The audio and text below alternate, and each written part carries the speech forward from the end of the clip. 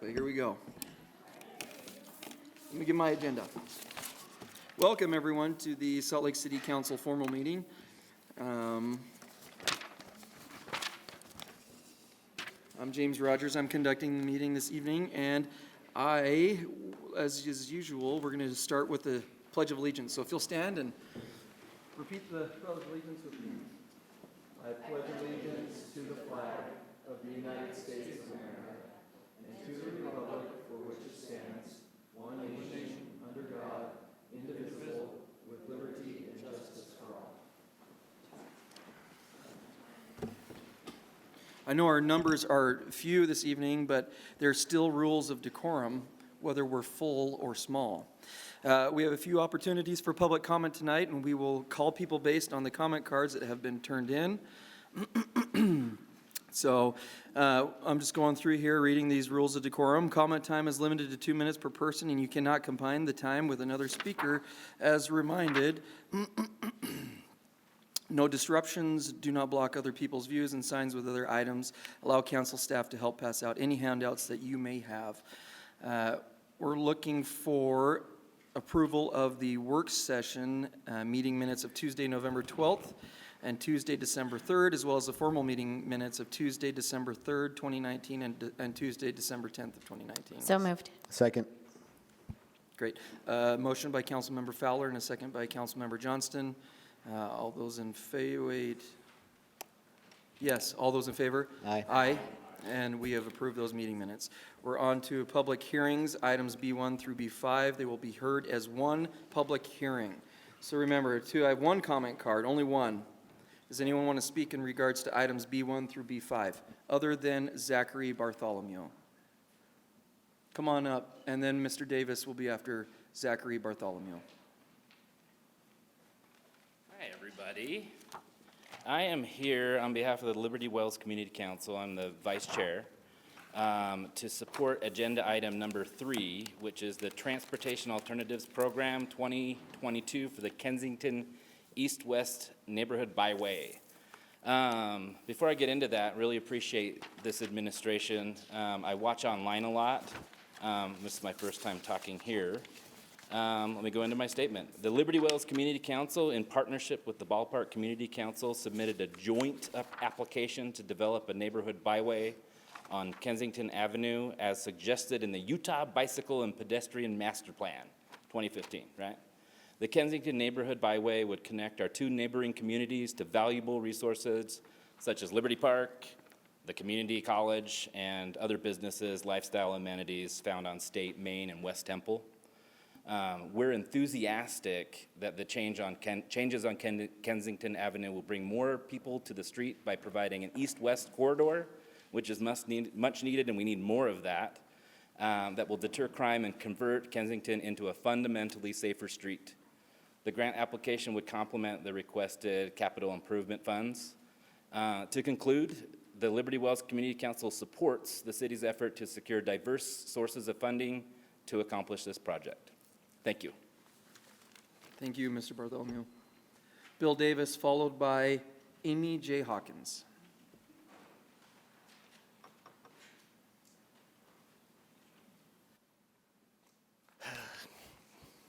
Hello, members of City Council.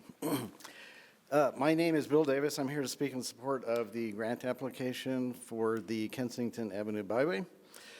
As many of you know, and hopefully all will very shortly. Sorry, I couldn't resist that. I have a long history with both the Ballpark and Liberty Wells Community Council. This proposal will enhance the cycling infrastructure for the city, which is a goal. My understanding, this is just the first phase. It's supposed to actually be extended further east at some later date. I'd also like to point out that in the new mayor's transition document that she produced, which I have read all 131 pages of, to quote, it says, increased connections across the city via transit option specifically from east to west. This will enhance that. Another thing that it states is the desire to build out the neighborhood byway network. And this is exactly what this is. This is a bicycle byway. So I was asked to come and speak. Our chair, Sarah Adelman, is actually on maternity leave. She asked me to come and speak as the representative of Liberty Wells Community Council. Thank you.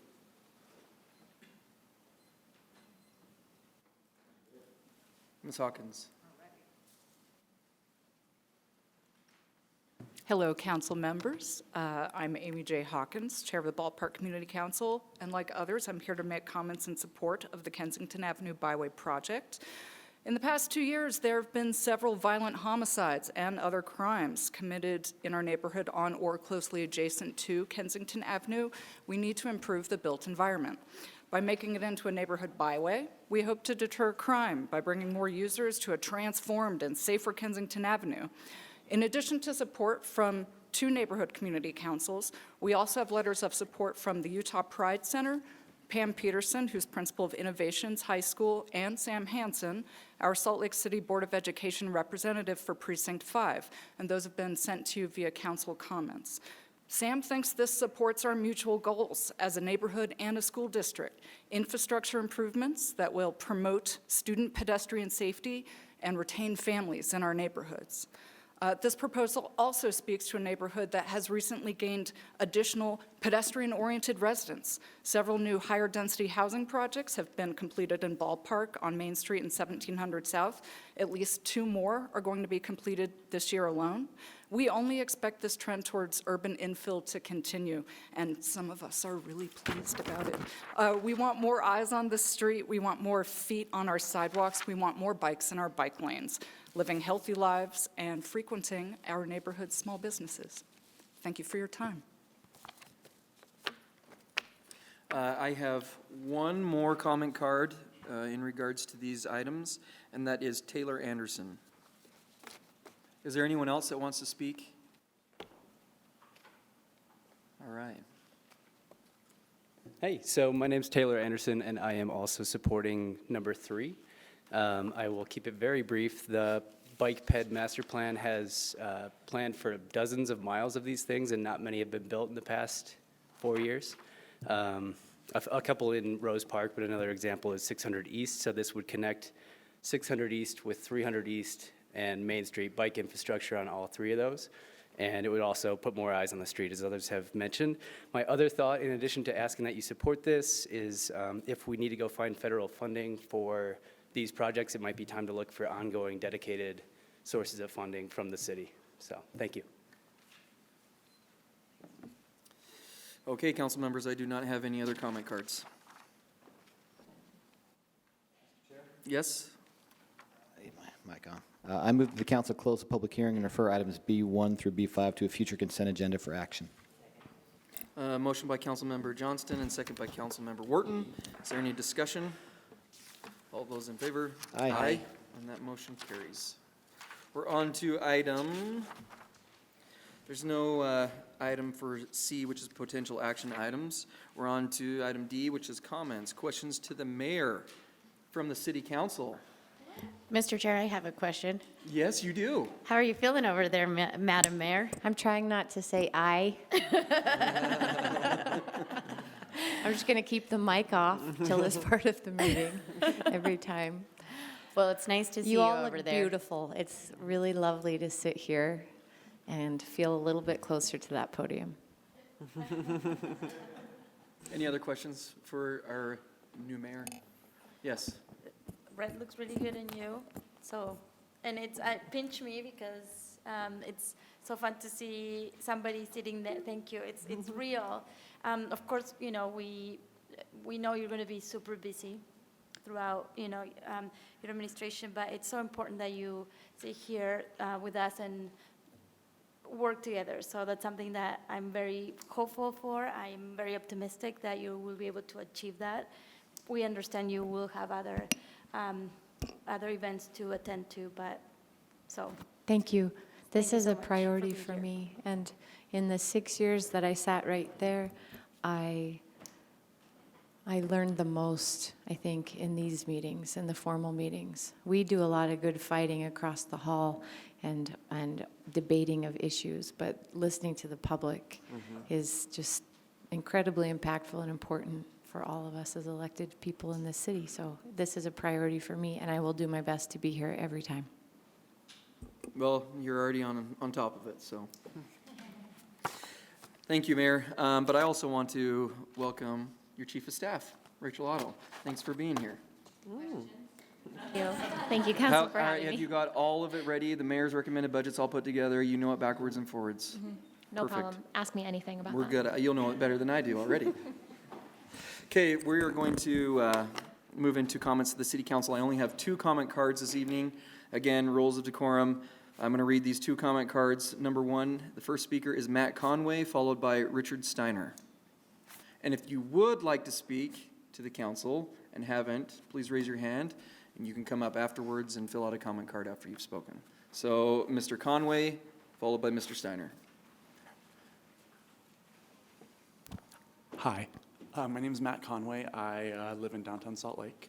I wanted to speak tonight about the issues going around, around town with homelessness. And ever since this weekend, I have seen police surrounding this park all night and all day. Ever since there was the encampment going on, and people were removed and arrested. And I was walking down the sidewalk, not even on the park, and I was threatened to be arrested by just walking home.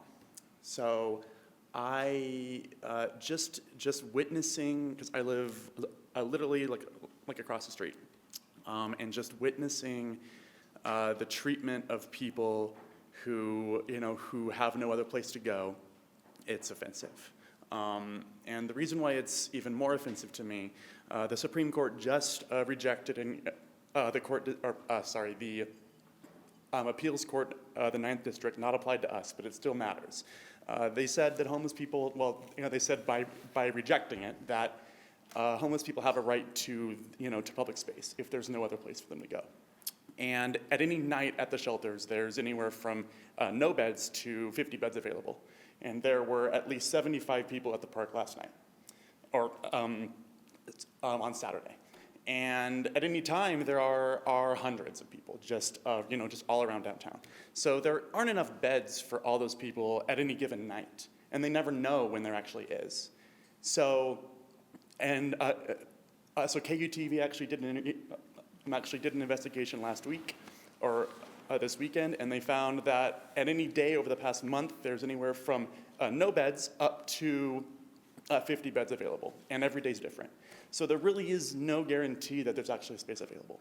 And that is why it's unacceptable to remove them, arrest them, and actually put people away. Thank you. Thank you, Mr. Conway.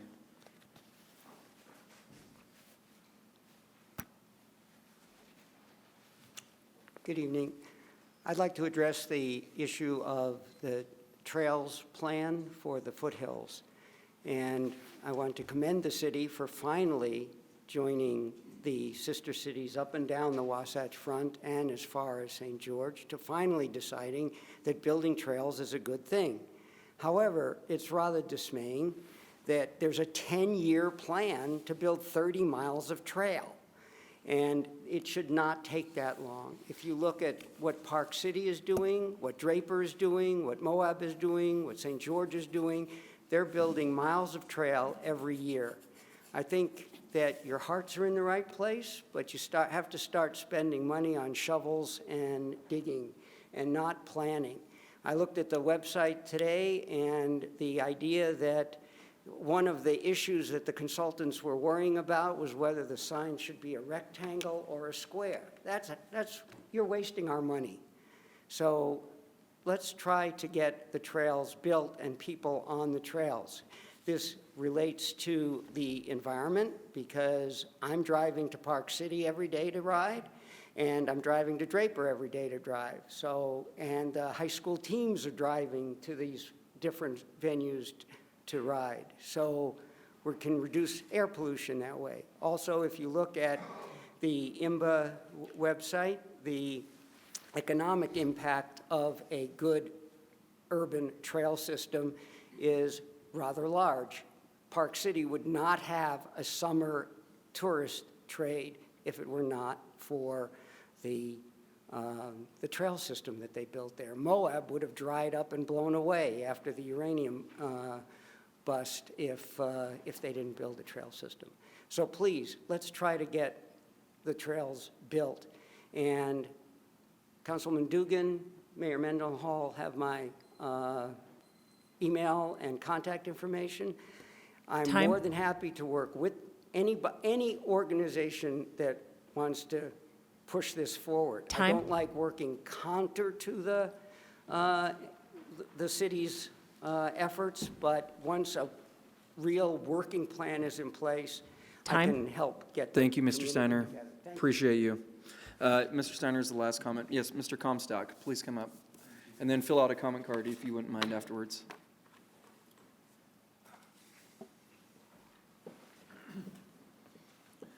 Hello, council members. I hope I can call you fellow council members in a couple weeks.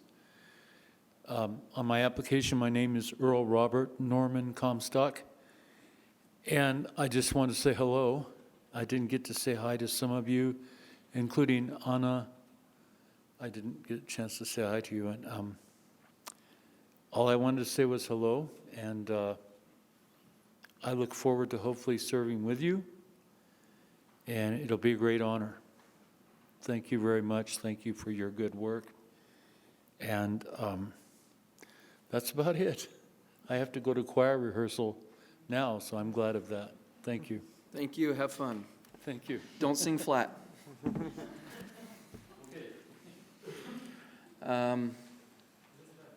It is. Okay, come on up. State your full name and then fill out a comment card when you're done, please.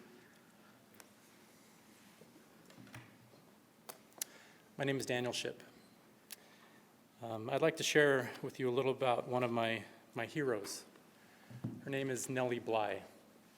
And in the late 1800s, she, as an investigative reporter, went undercover into an asylum for women for 10 days.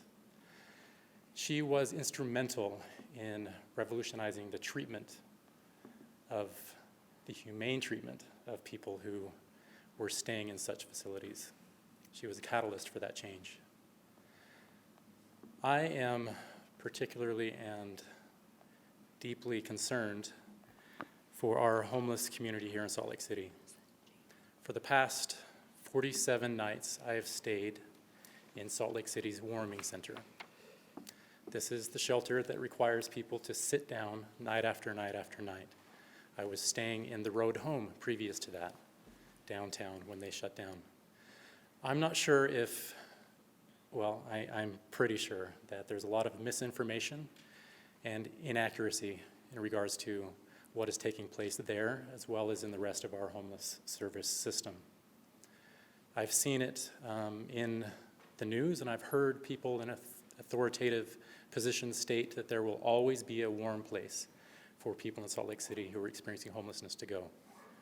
That is simply not the case. We are thrown out of this warming center.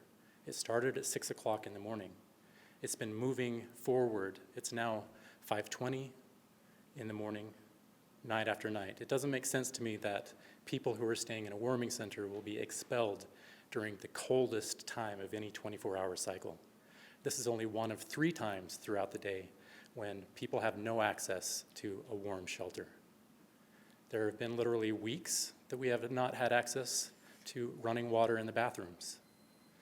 There's no soap. There's not even a soap dispenser. Time. I would hope that you take a look deeply at these issues and look at a system that could address people's true concerns, listen to their thoughts, their experiences. They're the ones with the institutional knowledge. They know what's working and what's not. Thank you so much. Thank you. Anyone else in the audience want to comment? Well, the comment section is open. Okay. We're going to move on to our new business, E1, which is the nomination of council chair and vice chair for calendar year 2020. I'm looking for a motion. I move, Mr. Chair, that we suspend the rules and adopt the do I need to nominate them first? No, because we already did that. And adopt the nomination of Mr. Chris Wharton as the chair and Andrew Johnston as the vice chair of the city council for 2020 and 2021. A motion has, just for 2020. 2020, sorry. Yeah, it would be nice. Sorry, for I'm 2 just going to years. let you guys. It's like how I want to be the tiny dictator. You guys can just keep going. 2020. Well, there's that one meeting. Well, a motion's been made Technically correct. by Councilmember Fowler. Is there a second? Second. Oh, thank you. So the second by Councilmember Dugan. Welcome to your first council meeting, right? Formal meeting. You've just made a motion. Way to go. Any discussion on the motion? I think you both will be great. That's my comment. It'll be fantastic. Thank you. I'm really excited to serve. All those in favor? Aye. Aye. And that motion carries. We're on to new business item 2, which is the advice and consent of Salt Lake City Attorney Catherine Lewis. Mr. Chair, I would move that we suspend the rules and adopt appointing, Katie Lewis as the city attorney. Second. A motion by Councilmember Fowler and a second by Councilmember Wharton to push for the advice and consent of Catherine Lewis as the city attorney. Any more discussion on that? Mr. Chair, can I just say welcome and thank you, and I love you, and I can't wait to work with you for this next 2 years. And this is not a one-year appointment, just so you know. Yes. Okay. All those in favor? Aye. And that motion carries. Yay. So we don't have any unfinished business, and we don't have a consent agenda, but we do have the District 1 gavel to end the meeting. Wait, I thought Chris was going to do it. Chris, where's your gavel? Right here. It's You're wired. officially the chair. You know, can right? end it. Power line from Rocky Mountain. Press release.